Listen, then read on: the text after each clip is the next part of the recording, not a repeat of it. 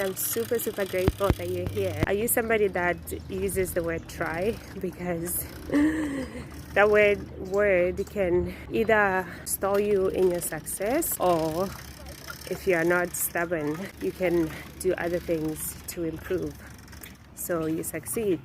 So I'm excited you're here, and I can't wait for you to dive in and see what I have on today's video. Thank you so much. Like, how many times do you use this word, I'll try? Like, if somebody talks to you and you're like, oh, I'll try, you know, I'll do this, I'll do that, like fill in the blank. I want to share some stuff with you because this is a sentence that can break you or make you. And I used to use this sentence. It's not really a word saying I'll try, but try is a word.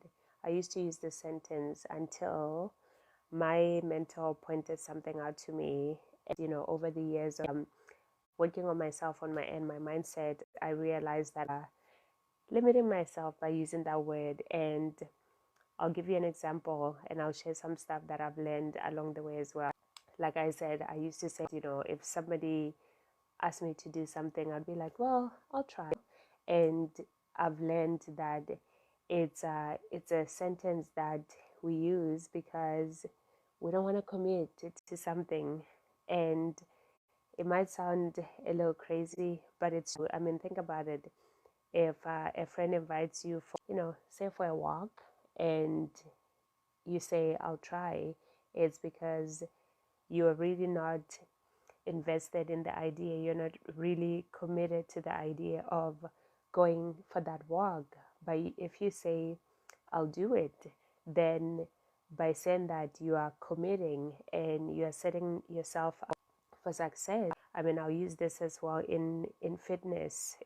If you follow me, you know that I don't like talking about weight loss, but I'll use that example as well, where somebody say, you know, oh, I'm trying to lose weight. You know, you're trying, but you're not really doing it, because trying is not doing, and those are two different things, right?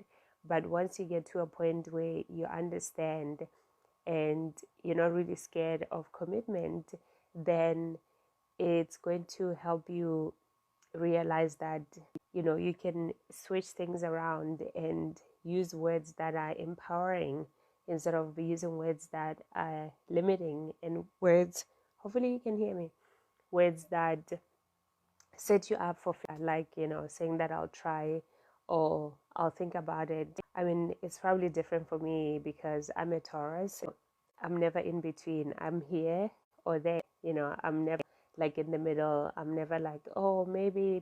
I'm always, you know, like, I'm when I make a decision, it's yes or, like, I'm never in between.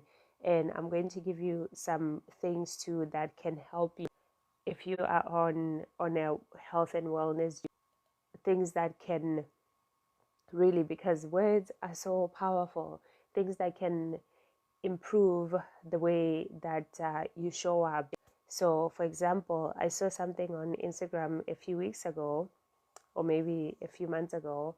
You know, this coach that I follow was saying, instead of saying, oh, I just even listening to myself is like freaking me out. You know, instead of saying, I have to work out or I have to go for a walk, why not say something like, I get to go for a walk. I get to move my body, right? Because when you say it like that, it sounds appealing and it doesn't sound like a chore. And another thing too would be looking, what was I going to say?